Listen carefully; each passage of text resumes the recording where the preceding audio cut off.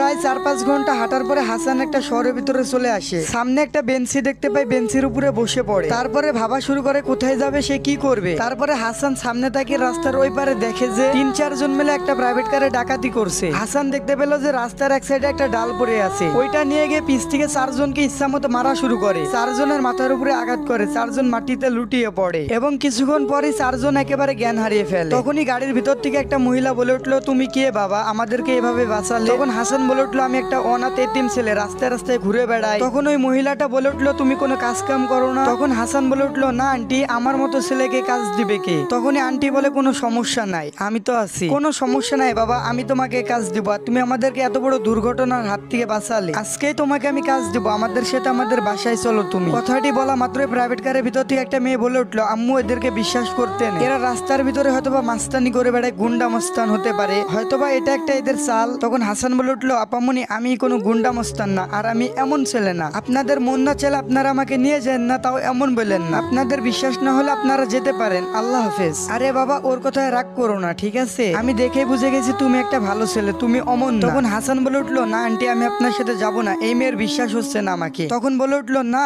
দূর পাগল, ওইটা আমার মেয়ে, ও একটু রাগী, ওর কথায় কিছু মনে করো না, ওর নাম অরু, তবে ও একটা খুবই ভালো মেয়ে। তুমি এত কথা বলো কেন বাবা, তুমি আমাদের গাড়িতে উঠে বসো, আর একটা কথা শুনতে চাই না আমি। তখন হাসান বলে উঠলো, আচ্ছা ঠিক আছে আন্টি, উঠতেছি। তারপরে হাসানকে নিয়ে তাদের বাসায় তারা পৌঁছে যায়। তারপরে হাসান তার আন্টিকে বললো, এটাই কি আপনাদের বাসা? আন্টিতে বললো, এটাই আমাদের বাসা। আন্টি, এটা তো কোনো বাসা নাই, এটা একটা রাজপ্রাসাদ, পুরা তাজমহল।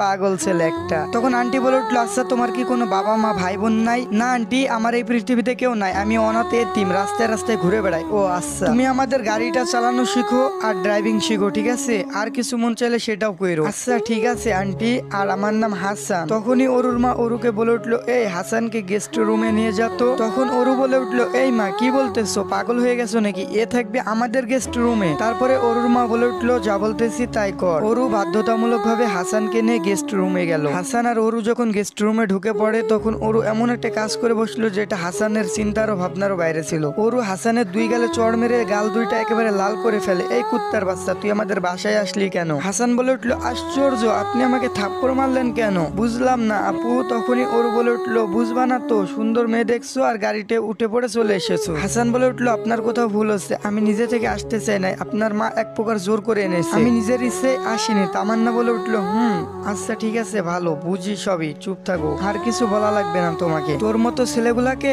আমার খুব ভালো করে চেনা আছে। অরু রাগান্বিত হয়ে রুম থেকে বেরিয়ে যায়। তখন হাসান মনে মনে ভেবে বলে, যাই হোক না কেন, সহ্য করতে হবে, এখান থেকে আমাকে কিছু একটা করতে হবে, বাসার যে যাই বলক না কেন আমাকে একটু মেনে নিতে হবে, কারণ আমার যে কেউ নাই। হাসান কোনোভাবে রাতটিকে পার করলো। পরের দিনে অরু আর অরুর বাবা যখন খেতে বসলো, ঠিক তখনই হাসান ওইখানে উপস্থিত হয়। অরুর মা তখন বলে উঠলো, আরে বাবা তুমি উঠে পড়েছো, আমি তো ভাবি তুমি এখনো ওঠো নাই, তাই তোমাকে এখনো ডাকতেও যায়নি। অরু তখন উঠে বললো, আশ্চর্য মা, ওর গায়ের অবস্থা দেখছো, আর ও আমাদের সাথে খাইতে বসবে মানে ও আমাদের বাসার চাকর। অরুর মা বলে উঠলো, কে বলছে ও আমাদের বাসার চাকর? ও আমাদের বাসার একজন এখন থেকে সদস্য। অরু বলে উঠলো, এত তাড়াতাড়ি কাউকে বিশ্বাস করা উচিত না মা, হয়তোবা আমাদের বাসা সবকিছু লুটপাট করার ধান্দা করছে এই ছেলে। হাসান বলে উঠলো, আপু আমি এমন ছেলে না, কেন বুঝতেছেন না, এমন করতেছেন কেন? অরু বলে উঠলো, হ্যাঁ জানি তুমি কেমন ছেলে, দেখলে বোঝা যায় তুমি আসলে একটা কেমন ছেলে। হাসান বলে উঠলো, আন্টি আমাকে নিয়ে যদি আপনাদের সমস্যা হয় বা হয়ে থাকে তাহলে আমাকে বলে দিন, আমি চলে যাচ্ছি, কারণ এইখানে থেকে আমি অপমানিত হতে চাই না আন্টি।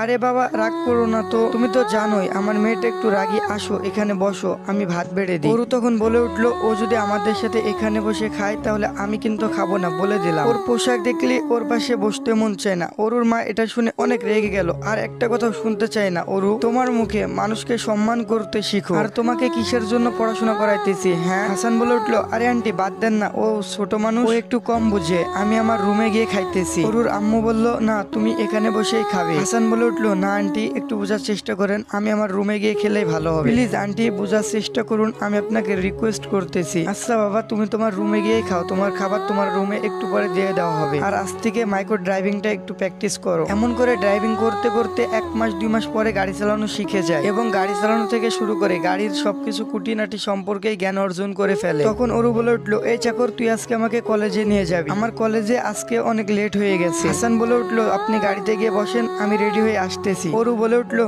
তাড়াতাড়ি আই, লেট হয় না যেন। গাড়িতে গিয়ে বসেন, আমি আসতেছি আপা। তখন ওরু ঠাস ঠাস করে 2টা চড় মেরে দিল হাসানের গালে। চাকরে বাচ্চা, তোরে কতবার বলছি আমারে আপা বলবি না, আমারে ম্যাডাম বলবি। তখন হাসান বলে উঠলো, আচ্ছা সরি ম্যাডাম, আমার ভুল হয়েছে, মাফ করে দেন। এরপর ওরু গিয়ে গাড়িতে বসে, হাসান রেডি হয়ে গাড়ির ড্রাইভিং করতে শুরু করে। ড্রাইভিং করে কিছুক্ষণ পর কলেজের ভিতরে চলে আসে। তো এরপরে কি হয় অবশ্যই আপনাদেরকে জানতে হলে বেশি বেশি করে কমেন্ট করতে হবে। এরপরে কিন্তু ভালো একটা মুহূর্ত আছে। আর গল্পটি আপনাদের কাছে কেমন লাগছে অবশ্যই কমেন্টে জানাবেন। আর আপনারা এই গল্পটি সম্পূর্ণ দেখতে চাইছেন, পার্ট 3 কারা কারা দেখতে চান অবশ্যই কমেন্টে জানাবেন। লাস্ট মুহূর্তে এসে আমার ভয়েসটা একটু চেঞ্জ হয়ে গেছে, আমি জানি অনেকটা খারাপ হয়ে গেছে, মানিয়ে নেন, শরীরটা অনেক খারাপ তাই।